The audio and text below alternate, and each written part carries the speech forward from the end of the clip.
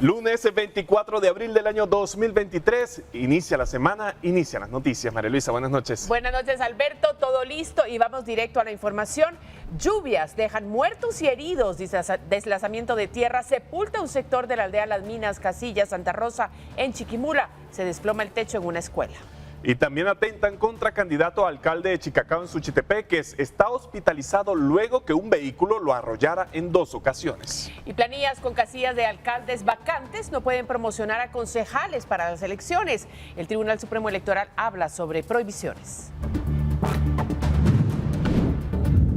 ¿Qué características o prendas debería tener el aspirante ideal a un cargo público? Esta noche, 3 estrategas políticos nos ayudan a elaborar una guía para votar mejor. Vecinos de Escuintla temen complicaciones viales al quedar vía libre en la autopista Palín-Escuintla. Ahora piden construcción de 2 viaductos y colocación de pasarelas. Joe Biden buscará un segundo mandato como presidente de Estados Unidos, haciendo caso omiso de las reticencias que despierta su avanzada edad.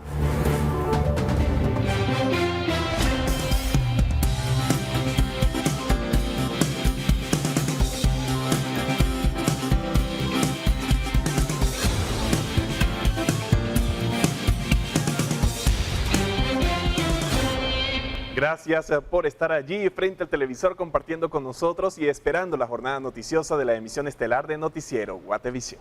Alberto, buenas noches para ti, buenas noches para ustedes, gracias por sintonizar y nosotros vamos a las noticias.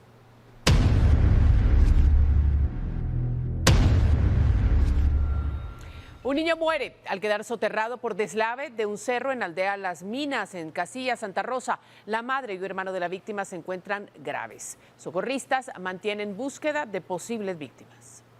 El jueves pasado la tierra se empezó a mover en un cerro que colinda con la aldea Las Minas en Casillas, Santa Rosa, una comunidad situada a la orilla de la carretera que conecta con San Rafael Las Flores en Jalapa.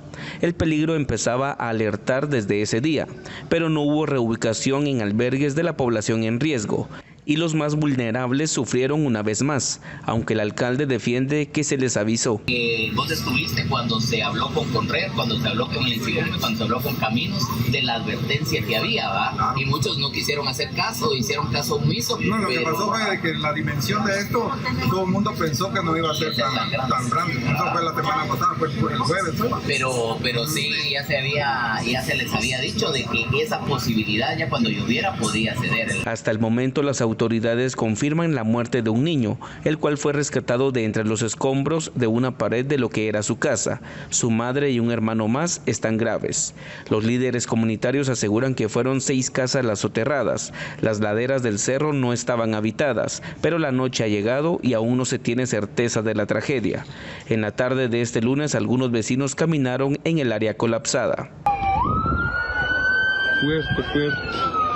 Allá está sacando gente, los bomberos y la policía, colaboradores y todo el mundo. Sí, fue en lo seco. Hola, ¿por te llamo para que mires el derrumbe? La Conred hasta el momento no tiene un pronunciamiento oficial del deslave. Mientras tanto, está bloqueada la conectividad de Casillas, Santa Rosa y San Rafael Las Flores en Jalapa. Reportó Edwin Pitán. Y estudiantes de preprimaria se salvan de morir luego de colapsar el techo de la escuela Juan Manuel Aguirre. 2 niñas se encuentran graves por golpes en la cabeza causados al derrumbarse la estructura. 3 horas de lluvia bastaron para causar estragos en el oriente y norte del país. En la zona 1 del municipio de Chiquimula, 12 niñas estudiantes de preprimaria se salvan de morir al colapsar el techo de la escuela Juan Manuel Aguirre. La estructura de un inmueble colindante cayó. Las menores recibían clases cuando empezó a llover con fuerte viento y de pronto el estruendo interrumpió. Las niñas fueron evacuadas por docentes y 12 de ellas resultaron con golpes. Algunas fueron trasladadas al hospital. En una vista aérea del centro educativo puede observarse el colapso del techo. Los padres de familia llegaron a la escuela a evacuar a sus hijos.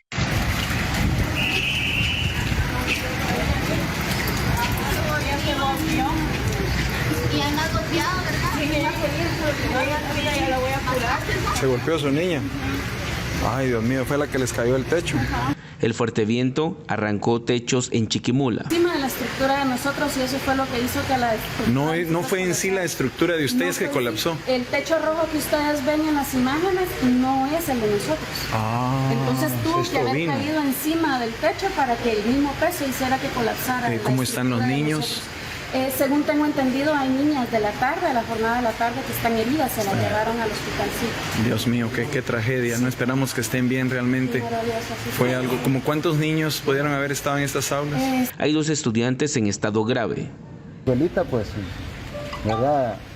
Lo que hizo fue, todos los escombros cayó sobre ellos, ¿verdad? Qué barbaridad. Vemos ahí sus mochilitas y todo, ¿no? Estaban... Es bien difícil, dejémoslo ahí mejor. Así es. Mientras tanto, en Carchalta, Verapaz, por el viento y lluvias, árboles cayeron y lesionaron a 3 personas que fueron evacuadas por pobladores y luego trasladadas al hospital en ambulancias. En San Pedro Ayampuc hubo inundaciones, al igual que Villanueva en el departamento de Guatemala. Reportó Edwin Pitán. En el caserío Ulpan 2 de San Pedro Carchá, 2 mujeres y una niña de unos 9 años sufrieron heridas de consideración a causa de la caída de árboles, luego de una intensa lluvia y ráfagas de viento registradas esta tarde. El hecho ocurrió cuando se dirigían hacia su hogar en ese lugar. Debido a las condiciones de acceso, los vecinos del lugar se las ingeniaron para rescatarlas con camillas improvisadas. Las trasladaron hacia la orilla de una carretera, donde los bomberos llegaron a encontrarlas para trasladarlas a la emergencia del hospital de Cobán.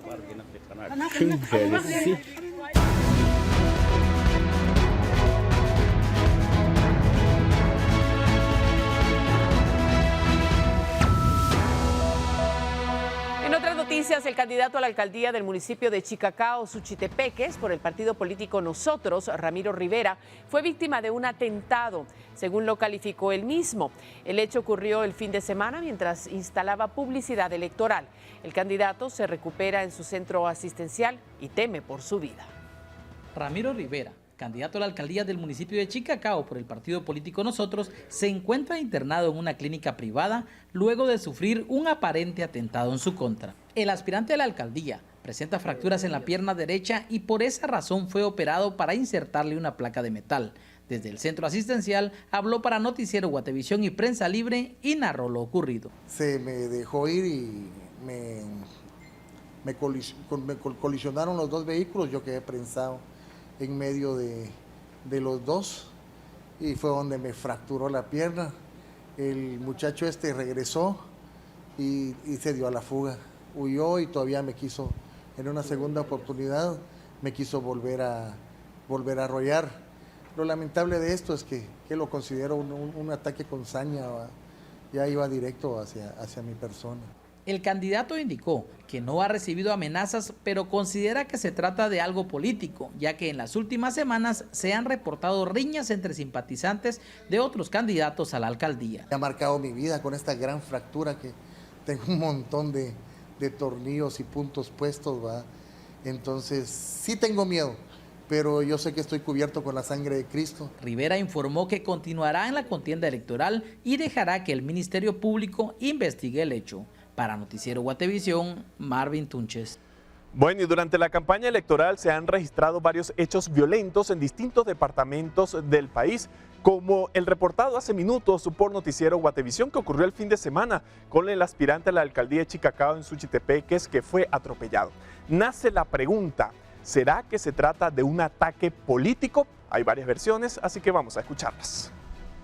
El pasado sábado fue atropellado el candidato a alcalde de Chicacao, Suchitepeques, Ramiro Rivera, quien se postula con el partido Nosotros. Esto mientras colocaba propaganda en la aldea San Pedro Cutzán. Tras el incidente, el partido político ha salido a cuestionar el pacto de no agresión que se firmó hace tan solo algunas semanas, pero que a criterio de algunos no se ha cumplido. Es imposible que nosotros como partido político firmemos el convenio con los magistrados del Tribunal Supremo Electoral y hasta dónde estamos llegando. Por lo tanto, le pedimos al Ministerio Público, a la policía, a los mismos magistrados que hagamos conciencia, que fiscalicemos, que aclaremos el tema. Actualmente el político se recupera en un centro asistencial, sin embargo, ¿en realidad fue un incidente político? En torno al tema han surgido algunas versiones. Una fuente del Ministerio Público señaló que de momento no tienen denuncias sobre lo ocurrido, pero tienen conocimiento de que el vehículo en el que viajaba Rivera estaba parqueado a la orilla de la carretera y la escalera utilizada para colocar la propaganda estaba apoyada en el automotor cuando otro vehículo colisionó en la parte trasera y por lo cual se produjo el accidente, pero no lo vinculan con temas políticos. De momento el TSE no ha emitido una postura en torno a este percance, sin embargo la semana pasada los magistrados afirmaron que como tribunal no tienen la facultad para sancionar hechos de violencia electoral como el ocurrido en Tucurú, Alta Verapaz, en donde incluso se accionó un arma de fuego. Aseguraron que este es un tema que le compete al Ministerio Público y a la Policía Nacional Civil. Informó para Noticiero Guatevisión, Henry Montenegro. Y en el actual proceso electoral han sido varias las planillas a corporaciones municipales que han sufrido el revés del Tribunal Supremo Electoral y no se les permitió inscribir a su candidato a alcalde. Sin embargo, algunas han promocionado a sus concejales o han utilizado la figura del aspirante a jefe edil para atraer votos. No obstante, según el TSE, es una práctica que no pueden hacer. Las planillas a corporaciones municipales que tengan vacante la casilla de su aspirante a alcalde por no haberse podido inscribir únicamente pueden realizar propaganda como planilla según el criterio del Tribunal Supremo Electoral. Es decir, que no pueden promocionar a sus candidatos a concejales para ocupar el cargo de jefe edil, que aunque serían quienes asuman en caso de una victoria, sería hasta ese momento, y si esto ocurre, que podrían hacer el corrimiento de cargos según el tribunal. Actualmente son varias las planillas a corporaciones municipales que han sufrido un revés de parte del TSE en la inscripción de sus candidatos a alcaldes. Cualquier planilla para alcalde que se quede vacante el puesto que iba para alcalde no puede hacer un corrimiento, eso es ilegal. Se debe de quedar la planilla con la vacante de alcalde y solo si la planilla gana, entonces al ser virtuales ganadores, hasta ese momento pueden hacer el corrimiento respectivo. Siendo solo apenas candidatos, estando solo postulados, no pueden hacer el corrimiento al que usted alude. Uno de estos casos es el de la Alianza Semilla URNG y WINAC, que buscaba postular a Juan Francisco Solórzano Fopa a la alcaldía capitalina. Sin embargo, tras no ser inscrito, ahora promueven a Ninochka Matute, concejal segunda de la planilla, para llegar al Palacio Municipal. Según el TSE, los partidos tampoco pueden usar la figura de una persona no inscrita, ya que pueden ser sancionados. Esta planilla utiliza por nombre Fopa por la ciudad. Sin embargo, días después de ser lanzada, fue detenido el ex jefe de la SAT. Digamos, están haciendo propaganda de una determinada persona que llevaba, por ejemplo, el cargo de concejal 1, 2, 3 en la planilla, la postulación que hizo el partido y que fue aprobada por la Asamblea sigue en ese mismo sentido. Es decir, si yo fui proclamado como candidato a concejal primero, mi casilla o mi acreditación sigue siendo concejal primero. Sin embargo, se suman otros casos como el del alcalde de Cuilapa, Santa Rosa, Edwin Marroquín Tupas, del partido Vamos, quien no está inscrito como candidato por una solicitud para ser extraditado a Estados Unidos por supuestos vínculos con el narcotráfico. Sin embargo, sigue promoviendo a su planilla en el departamento del oriente del país. Todos estos casos, incluso en la papeleta electoral, únicamente aparecerán con el logo del partido y no las fotografías de los candidatos, informó para Noticiero Guatevisión, Henry Montenegro. Y hablando de la campaña electoral, hoy tenemos nuevos invitados en Decisión Libre 2023. Pero ya está con nosotros Alejandra Álvarez, que nos cuenta quiénes llegan hoy. Alejandra, buenas noches. María Luisa, Alberto, ¿qué tal? ¿Cómo están? Buenas noches. Qué gusto acompañarlos de nuevo para contarles qué es lo que tenemos esta noche en Decisión Libre. Esta semana hemos invitado a diputados al Congreso de la República de diferentes partidos políticos. Hoy es el turno de Orlando Blanco, quien se postula por el partido Voz, también Aníbal Rojas, él se está postulando por el PAN, y Cristian Álvarez de Creo. Con ellos estaremos haciendo un análisis de la actual legislatura, pero también qué es lo que se viene y cuál es su propuesta como partido político. Recuerden, en tan solo minutos les estaremos acompañando, los esperamos. Alberto, María Luisa. Gracias, Alejandra, y la participación de ustedes es posible a través de las redes sociales. Mientras tanto, vamos a continuar con más información. Este día se llevó a cabo la juramentación de las primeras 26 juntas electorales municipales en Huehuetenango. Sin embargo, 6 de ellas no pudieron participar en el evento debido a problemas con su documentación. En la ceremonia estuvieron presentes integrantes de la Mesa Departamental de Conflictividad y el magistrado Randulfo Rojas. A partir de ahora, quienes han aceptado el reto de organizar el evento electoral en su municipio deben comenzar a trabajar. Algunos integrantes de las juntas electorales municipales expresan su preocupación debido a que temen que se presenten conflictos como en el caso de Tecticán, donde cada evento electoral suele generar inconformidades. Es importante destacar que este distrito electoral es el segundo más grande del país, luego de Guatemala.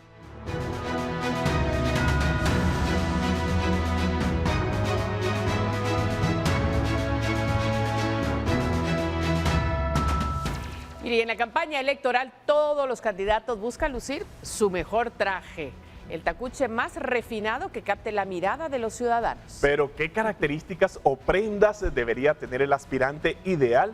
3 estrategas políticos nos ayudan a elaborar una guía para votar mejor en este reportaje especial.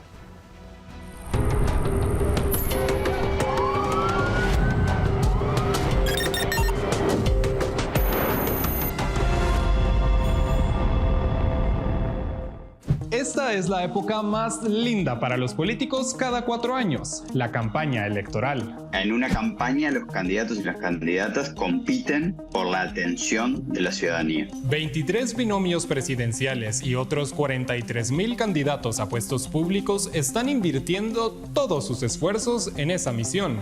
Y detrás de ellos van enormes equipos. Nosotros estamos entrenados para darles lo que sabemos que los van a convencer y lo que sabemos que va a funcionar con una audiencia.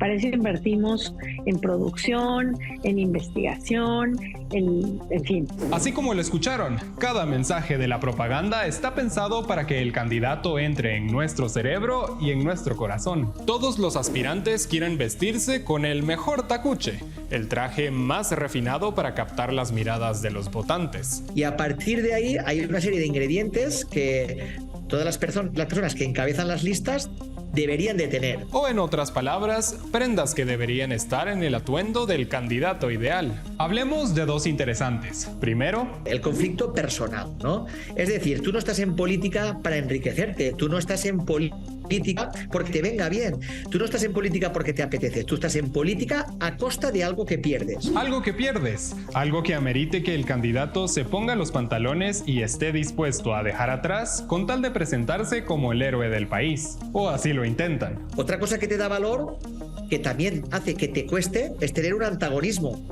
Igual le pasa a Spider-Man, Superman, Batman, que ¿por qué todas las películas luchan contra algo o contra alguien? Pues porque da valor. Si no, la película ¿de qué va? ¿De que pasean por el parque? ¿A alguien le suena quién es el villano que nos venden los candidatos? Esa figura antagónica requiere que los aspirantes se pongan cincho, uno que los deje listos para salir a competir. Bueno, pero hay vestuarios de vestuarios. Según los estrategas, también hay otras prendas muy deseables. El candidato debe ponerse la camiseta, esa camisa formal que le impulse a hablar de soluciones. ¿Habla más de él, de ella, que de los otros? ¿Habla de las ideas o habla de la gestión del otro? ¿Me está presentando soluciones para los problemas que aquejan al país, o me está diciendo que los otros son todos malos y que él es el único profeta que puede resolver los problemas de un país? Pero ojo, porque las soluciones, recalcan los consultores, no deberían tratarse solo de ideas locas y mágicas para problemas serios y complejos. Bandera roja si el político solo propone cosas como esta. Trump diciendo que iba a hacer un muro y que lo iba a pagar México, por ejemplo. Eso es algo que no solo no hizo, sino que no podía hacer y que lo sabía que no lo podía hacer, y ahí lo que hacía era que se discutiera alrededor de la estridencia de lo que él estaba proponiendo. En lugar de esa estridencia, los especialistas también apuntan hacia medidas realistas. Son camisas bien planchadas y limpias, no recién sacadas de la ropa sucia y arrugadas. Tengo una capacidad crítica, pero sobre todo tengo posibilidad de articulación de una solución que además la voy a poder llevar a cabo. porque si no es una inflación de promesas que luego, cuando ese candidato gana, tampoco las puede cumplir. Otra historia es si las ideas del candidato responden el qué, el cómo y el con qué recursos. ¿Cómo sé si un contendiente lleva una camisa bien planchada o una sucia? Ante una campaña todos podemos preguntarnos si otros no prometieron lo mismo de la misma manera y no pudieron alcanzarlo porque era bastante más complejo. Ese es un buen filtro para poder saber si las campañas son o no son sinceras. Todo claro hasta ahora, ¿no? Porque hay más en este atuendo ganador en la política. Otra característica ideal es la siguiente: congruencia entre lo que son y lo que van a mostrar. Porque tú puedes crear un personaje y inventarle palabras y entrenarlo en discursos y entrenarlo a que vaya a entrevistas, etc. Pero si no está sustentado en la realidad del personaje, es decir, en sus elementos y sus fortalezas, compensando sus debilidades, pero la realidad del personaje, lo que va a pasar va a ser un choque. Podemos examinar si existen choques de dos formas muy claras, subrayan los asesores. 1. ¿Hay discrepancias entre lo que hoy vende el candidato y su historia de vida? Es decir, ¿los zapatos con los que dice que camina hoy son los mismos con los que ha caminado siempre? Llegamos los asesores y llegamos los estrategas y entonces con este mapa te decimos, oye, eso que estás pensando y eso que te gusta decir no está bien visto. O sabes que estos temas son demasiado delicados, vamos a retirarlo de la campaña porque polarizan. Pero el que no lo digan los candidatos no quiere decir que no lo piensen o que no lo piensen realizar. Eso es importante. Por eso la historia de sus acciones son importantes. Y 2. ¿Hay incoherencias entre lo que promociona el aspirante y los perfiles de la gente que forma su círculo cercano? Aquí hablamos de los lentes con los que el político ve la realidad. ¿Sus amigos y compañeros del partido de verdad le ayudarían a ponerse unos que den una visión justa y ética? Si uno es honesto en su vida personal, es honesto en todo lo demás. Si uno es corrupto en sus temas personales, lo va a hacer en la función pública. Con lo que hemos abordado hasta ahora, ¿ustedes creen que nuestros candidatos tienen la ropa ideal? Ya vamos terminando el atuendo, aunque nos faltan 2 artículos clave. En nuestros países el cambio climático ha hecho que los desastres naturales, por ejemplo, generen crisis en los gobiernos muy rápidamente. Una campaña también tiene muchas crisis y la capacidad de reacción que un equipo o un candidato tengan durante una campaña a determinadas crisis también nos da muestras de la personalidad de ese candidato, de la capacidad del equipo de gestionar en momentos más críticos. Esta capacidad es como la corbata que llevan muchos competidores en las elecciones. ¿Puede el político ajustar su corbata o incluso quitársela dependiendo de lo que necesite resolver? Y por último, pero no menos importante, el saco. Esta prenda corona el tacuche que puede ser ganador en la política. ¿Es un traje con el que el candidato se muestra accesible? ¿Puedo llegar a este candidato o a esta candidata para hacer una pregunta? ¿Tiene problemas en responder determinadas preguntas o solo responde las que le quedan cómodas? ¿Tiene sus redes abiertas y las responde durante todo el tiempo o responde solo durante los 3 meses de campaña? ¿Recorrió el territorio durante su actividad empresarial, personal, política o recorrió el territorio solo cuando es necesario pedir el voto de la ciudadanía? El voto de la ciudadanía, un tesoro que en esta época se vuelve extremadamente codiciado por personajes que se visten con sus mejores galas. Un voto que los propios estrategas reconocen que sí marca la diferencia. Yo les decía allá en México, por ejemplo, a unos jóvenes que decían, ¿cómo evitas que se robe la elección? Participa. Porque si tú participas, la elección se vuelve volátil. Para mí. Es decir, no la puedo predecir. No participan solamente las audiencias que ya están segmentadas, ¿no? Ahora sí que cada quien con sus canicas. ¿Qué pasa si de pronto me pones 200 canicas más que no sé hacia qué lado ni de qué color se van a inclinar? Bueno, quieren controlar sus democracias, tienen que participar.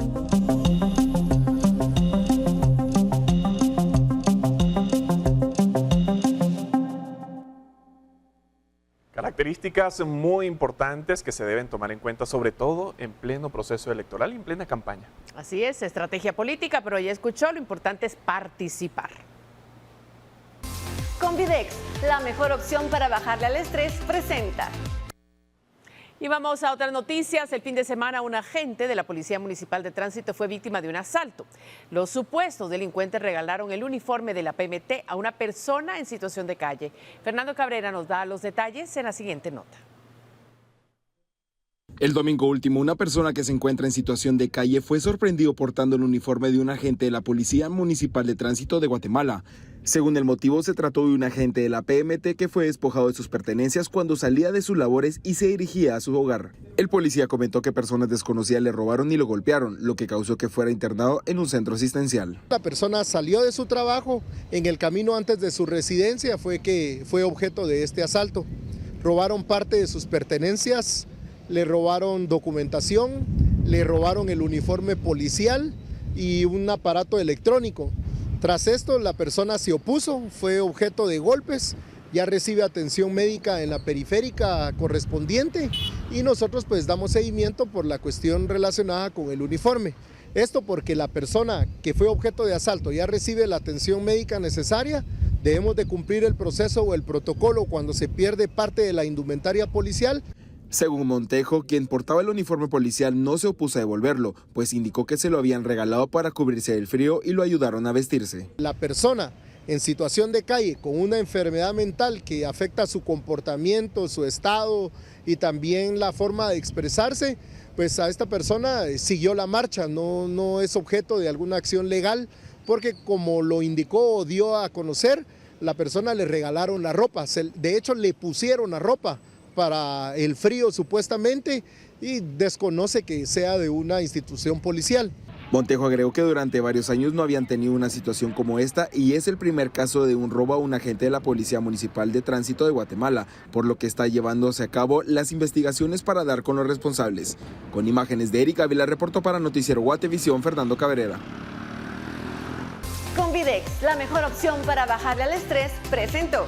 Y en Guatemala se han registrado 648 incendios forestales que han consumido 6.500 hectáreas, poniendo en peligro la flora y fauna, especialmente en los departamentos de Petén y Quiché, que son los más afectados. Actualmente hay 29 incendios activos, de los cuales 22 se encuentran en Petén, según el CONAP. Se espera que el fenómeno del Niño aumente las temperaturas en el país, lo que podría provocar más incendios que afecten el hábitat de especies en peligro de extinción y causen la muerte de otras. En los últimos 2 años, de 2020 a 2021, se quemaron más de 38.000 hectáreas en Guatemala, lo que tiene un impacto grave en el país, ya que la recuperación de los ecosistemas puede tardar décadas.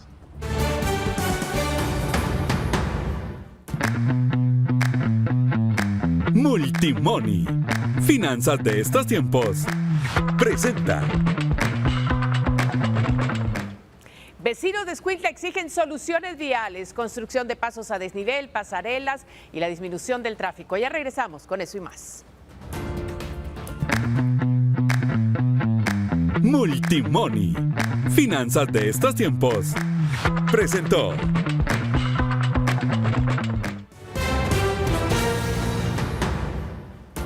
Mire, que se impulse la construcción de por lo menos 2 pasos a desnivel y la colocación de pasarelas por la avenida Centroamérica es lo que esperan vecinos de Escuintla.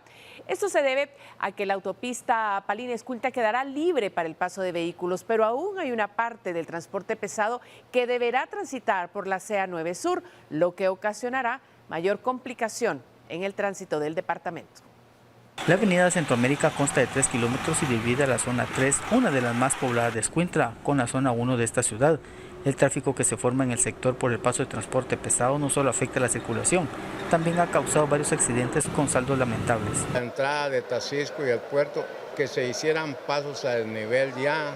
Yo creo que a esta altura Escuintla ya debía de tenerlos. Las vías se cruzan, los motoristas y pilotos de carros pequeños se atraviesan. Nosotros seguimos en la lucha, seguimos pidiéndole al Ministerio de Comunicaciones que es necesario por lo menos hacer 2 pasos a desnivel en dicha ruta. Escuintla ha crecido demasiado sobre ese sector y ya es delicado pasar, sobre todo los jóvenes y los niños que salen a estudiar al centro de la ciudad. Se ha provocado mucho accidente, entonces no hay ni pasarelas para que la gente pueda utilizarlas. Y aunque de momento el Ministerio de Comunicaciones no ha asignado ningún proyecto ante esta problemática, los comunitarios seguirán con la gestión para que por lo menos en este año se avance con el estudio de estos proyectos necesarios. Recordemos que esta es una ruta internacional, la cual atraviesa prácticamente todo el centro de Escuintla y que perjudica gravemente la movilidad de los vecinos de Escuintla. Son 2 pasos a desnivel que han sido propuestos por las autoridades municipales y que esperamos que por parte del Ministerio de Comunicaciones, tomando en cuenta lo acordado en relación a la autopista, pues también pueda priorizar para el municipio de Escuintla. Para Guatevisión, Carlos Paredes.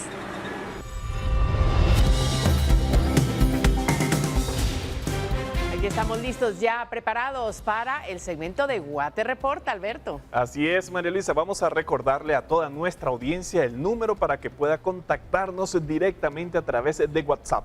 4013-3859. Vamos inmediatamente a conocer los reportes que recibimos este lunes. Mereces disfrutar de este verano en familia, sin preocupaciones, con grandes experiencias y sobre todo con el apoyo de CFS, Corredores de Seguros. Presenta. Vamos a iniciar el segmento con el reporte que recibimos sobre la ampliación del Centro de Salud de Chimaltenango, que supuestamente ocupará las antiguas instalaciones del Hospital Nacional de Chimaltenango.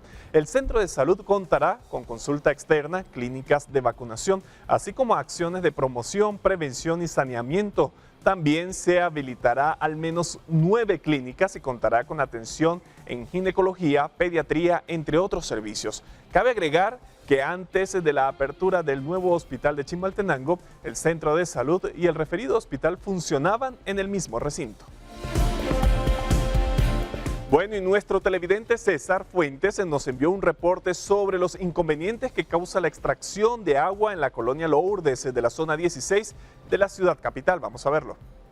Vienen varios camiones de la municipalidad a recoger agua. Aquí en la primera calle, enfrente del numeral 826, hay una toma de agua. Vienen todos los días a las 2 y 6 de la tarde. No sabemos si son de las que riegan las plantas o se la llevan a vender a otro lado. El problema es que aquí en la primera calle, 7-29 de la zona 16, Colonia Lourdes, y hacen que la bomba de nuestra colonia se queme, dejando cada año sin agua a la colonia por más o menos 20 días a un mes. Estar protegido es una elección. Este verano elige la buena experiencia de estar asegurado y síguenos en nuestras redes para más consejos de verano. Presentó.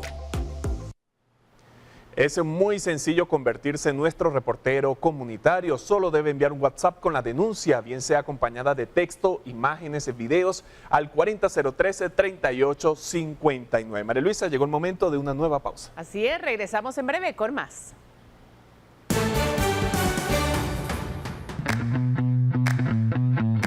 Multimoney. Finanzas de estos tiempos. Presenta. Roxana Valdetti nombra nueva abogada en caso cooptación del Estado luego de impago a su anterior defensor. Al regresar de la pausa, le ampliamos. Multimoney. Finanzas de estos tiempos. Presentó.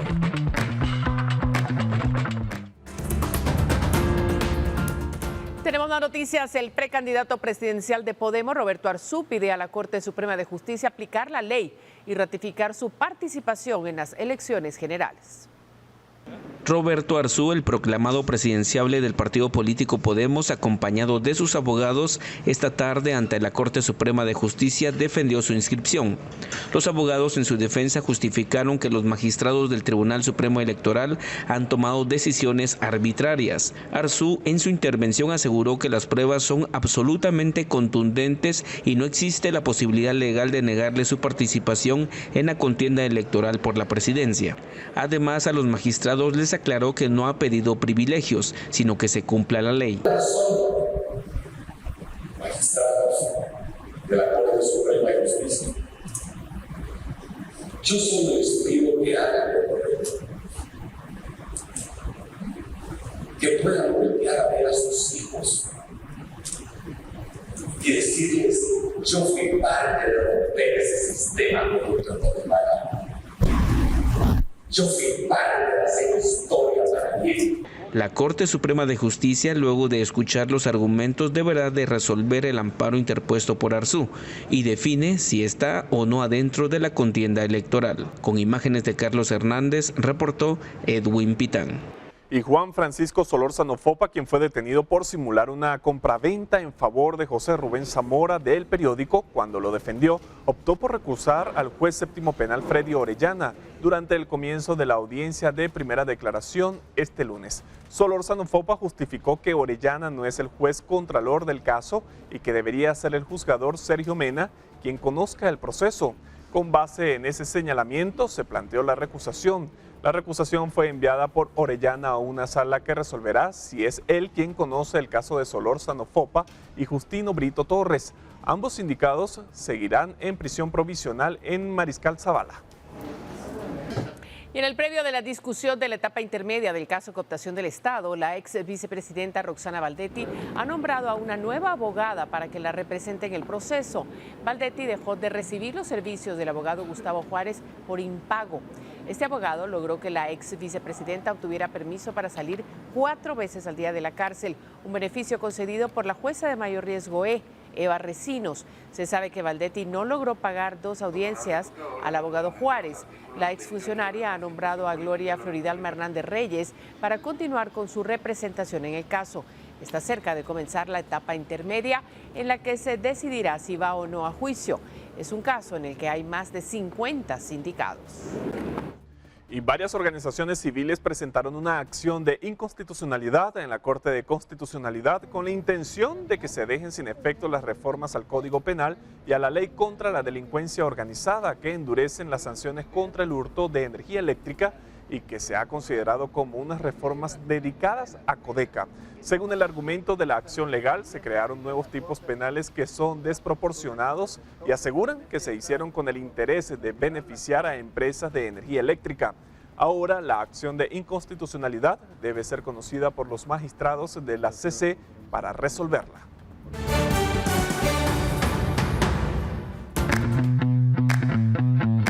Multimoney, finanzas de estos tiempos, presenta. Joe Biden anunciará su candidatura a la reelección como presidente de Estados Unidos a pesar de las preocupaciones por su edad. Regresamos con más. Multimoney, finanzas de estos tiempos, presentó.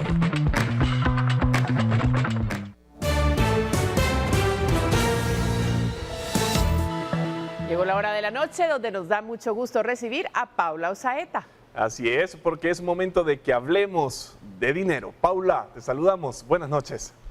María Luisa, Alberto, ¿cómo están? Buenas noches. Miren, ante la decisión del gobierno de quitar el peaje de la autopista Paline-Escuintla, Ajexport se pronunció a través de Fanny de Estrada, quien dijo que es una de las carreteras más estratégicas del país para el sector económico y conduce a uno de los puertos más importantes. Agregó que los usuarios de la carretera buscan eficiencia, reducción de tiempo y de costos de traslado, por lo que es necesario tener vías en buenas condiciones los 365 días del año. Resaltó que durante 25 años se ha tenido una autopista con buen funcionamiento, lo que contrasta con el deterioro de las que están a cargo de otras entidades como la de Escuintla a Puerto Quetzal, que ha estado en muy malas condiciones y hasta hace poco le hicieron algunas reparaciones. Dijo que la preocupación que se mantiene es que el Estado no ha sido eficiente para administrar las carreteras y en los estudios que han hecho la situación de la infraestructura vial es el tema número 1 que aparece dentro de los problemas de competitividad del país.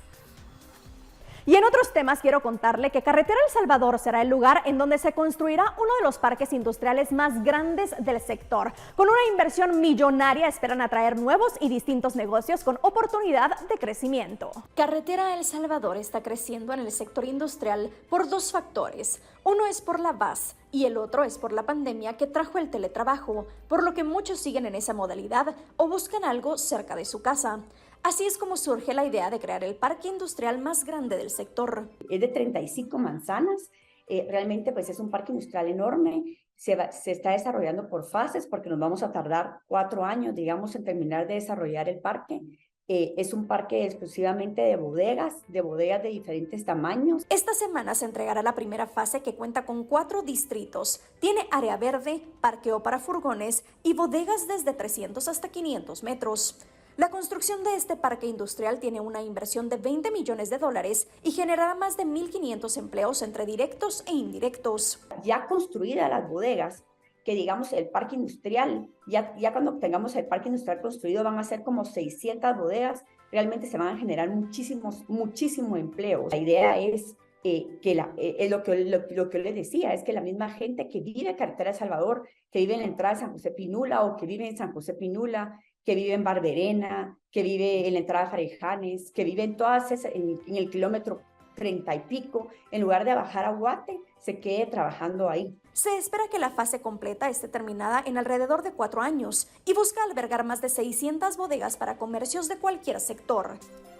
En los últimos años ha habido una serie de tendencias que se han extendido por nuestros espacios laborales debido a la extrema pero inevitable reforma del lugar de trabajo y cómo los empleados conectan con sus equipos. Desde la gran renuncia hasta la renuncia silenciosa, el núcleo de estas tendencias es que los empleados están sobrecargados de trabajo y no saben cómo mantenerse al día. Es por eso que hoy le daré algunos consejos para evitar esa carga. El primero es priorizar el trabajo que importa. Cuando los empleados no saben qué proyectos y tareas son los más importantes para su equipo, todo se convierte en una prioridad, y cuando todo es prioridad, no se hace nada. Así que deje claro a su equipo de trabajo cuáles son las prioridades. Otro consejo es hacer que los datos del negocio sean accesibles. La mayoría de los empleados no usan los datos para guiar sus decisiones comerciales, no porque no sepan lo importante que es, sino porque no tienen acceso a los datos que necesitan para hacerlo.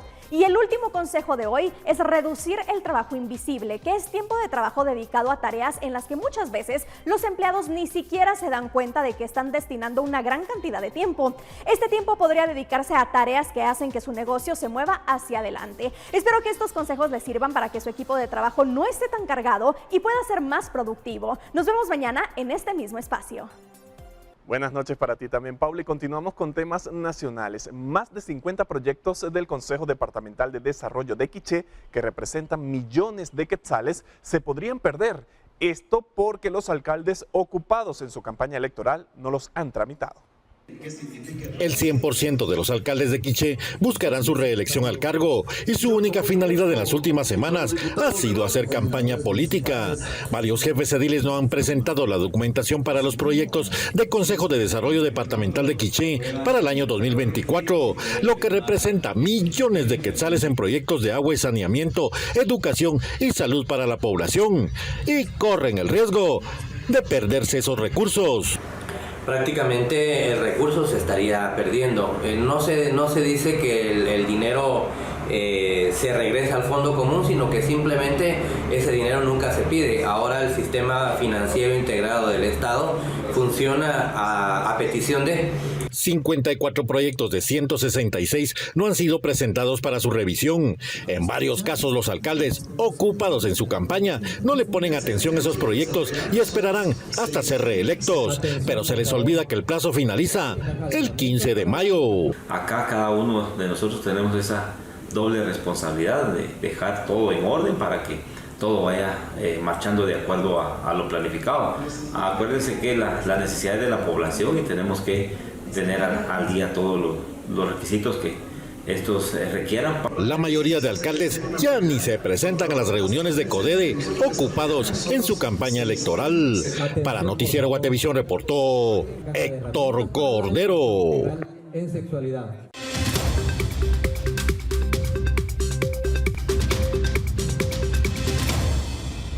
Joe Biden en busca de una reelección, este y otros temas internacionales con María Luisa Gómez. María Luisa, cuéntanos. De inmediato, las noticias internacionales.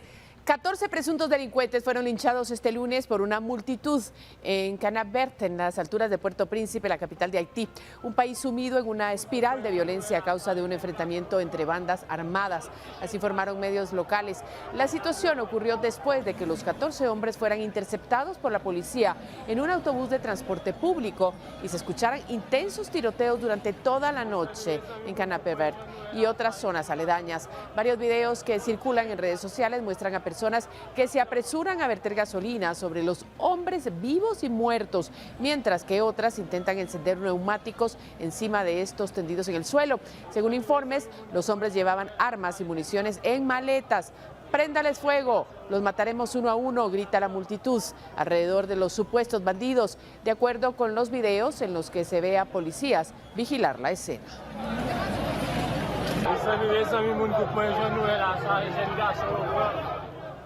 Y después de meses de incertidumbre, Joe Biden se dispone a anunciar oficialmente este martes su candidatura a un segundo mandato como presidente de Estados Unidos, haciendo caso omiso de las dudas que genera su avanzada edad. Ni la Casa Blanca ni el Partido Demócrata lo han confirmado, pero la candidatura del dirigente de 80 años es un secreto a voces y varios medios de comunicación que citan fuentes anónimas aseguran que lo hará oficial el martes a través de un video. De todos modos, no es la primera vez que sus asesores insinúan que habrá un anuncio inminente sin que se concrete. Si fuera reelegido, el actual presidente terminaría el mandato a la edad de 86 años. El martes no es una fecha al azar, es justo 4 años después de la entrada de Joe Biden en la campaña que le dio la victoria frente al republicano Donald Trump, con quien podría enfrentarse de nuevo en las urnas en el 2024. Bueno, y siempre en ese país, Estados Unidos, Trump afronta desde mañana una segunda batalla judicial. El expresidente de Estados Unidos, Donald Trump, afronta desde mañana, como hemos dicho, un segundo frente judicial por un caso de difamación relacionado con una presunta violación a la escritora Jean Carroll, que comenzará este martes con la selección del jurado. Es improbable que Trump asista al juicio. Según el juez Louis A. Kaplan, ha dejado a Trump y a Carroll la decisión sobre si acudir o no, mientras que los abogados de la denunciante han dicho que ella piensa asistir a todas las sesiones. Los del expresidente escribieron la pasada semana a Kaplan anunciándole que no desea comparecer en el juicio. Alegaron las cargas logísticas y financieras que el desplazamiento de Trump causaría a la ciudad, contando solo el despliegue del servicio secreto que requeriría su presencia desde muchas horas antes de cada intervención suya. El diario The New York Times señala que el juicio en la Corte del Distrito Federal de Manhattan no será muy largo y podría durar entre 1 a 2 semanas. Por lo pronto, el juez Kaplan ha decidido que el jurado que se selecciona mañana permanezca en el anonimato, incluso para los abogados de las partes, ante la posibilidad de que sufran algún tipo de acoso o ataque por parte de los seguidores de Trump.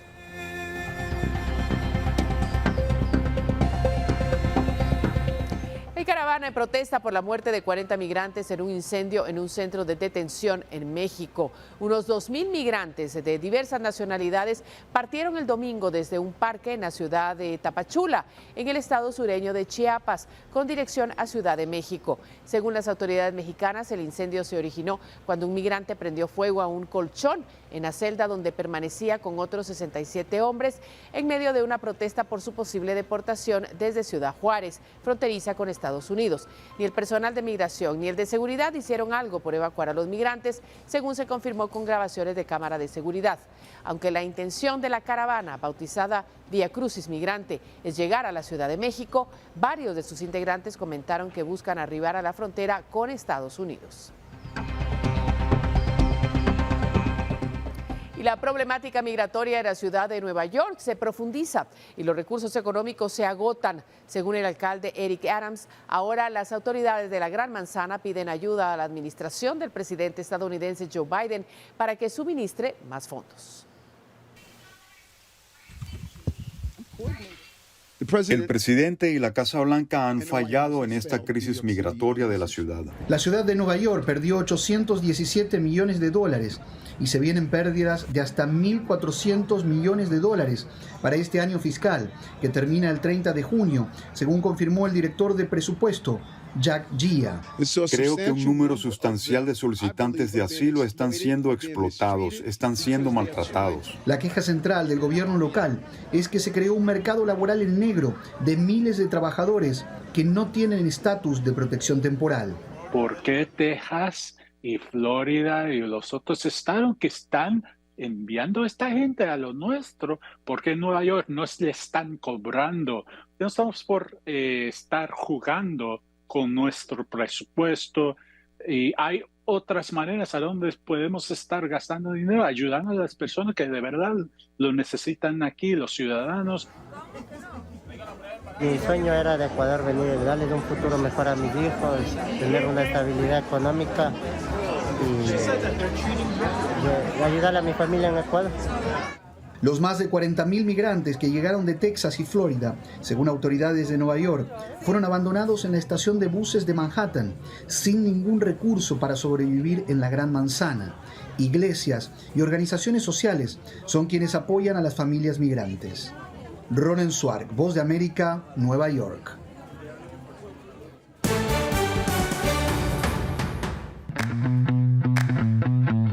Multimoney. Finanzas de estos tiempos. Presenta.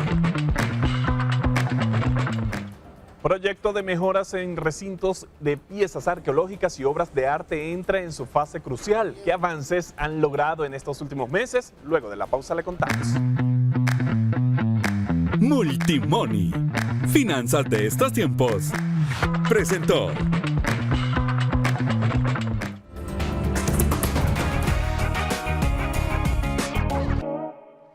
Y en Cultura, desde hace unos meses se llevan a cabo trabajos de mejoras en 2 recintos que albergan piezas arqueológicas y obras de arte. ¿En qué fase se encuentra el proyecto? Fátima Herrera fue esta mañana a un recorrido y nos tiene todos los detalles.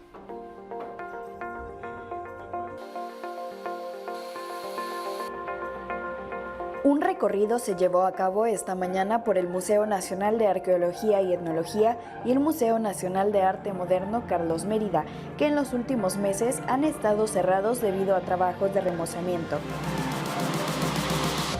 La primera visita fue al MUNAM, recinto fundado en 1934, que actualmente alberga alrededor de 2.000 obras, de las cuales se temía fueran desplazadas. Sin embargo, se constató que estas están resguardadas en la bodega, donde un equipo de restauración se encarga de mantenerlas en una temperatura y un nivel de humedad adecuados. El mudéjar, artesonado de madera, que es patrimonio cultural, era otro tema que inquietaba al gremio de artistas en Guatemala. Sin embargo, el arquitecto José Chávez, supervisor de este proyecto, aseguró que no fue desmontado para su mantenimiento. Los trabajos que se han realizado hasta el momento ha sido la liberación, en primer lugar, de la planta, ¿verdad?, de todos los muros, de la museografía existente que había. Posteriormente se levantaron todos el andamiaje telescópico que se pudo observar, para posteriormente poder empezar el tratamiento tanto del artesonado de madera como toda la estabilización estructural del techo. Asimismo, nuestro equipo tuvo acceso a los trabajos que se están llevando a cabo en el techo, el cual conservará su estructura original de madera y para reforzarlo se le ha añadido una de metal. Asimismo, se indicó que se estará trabajando en el piso para que se pueda conservar la cerámica original.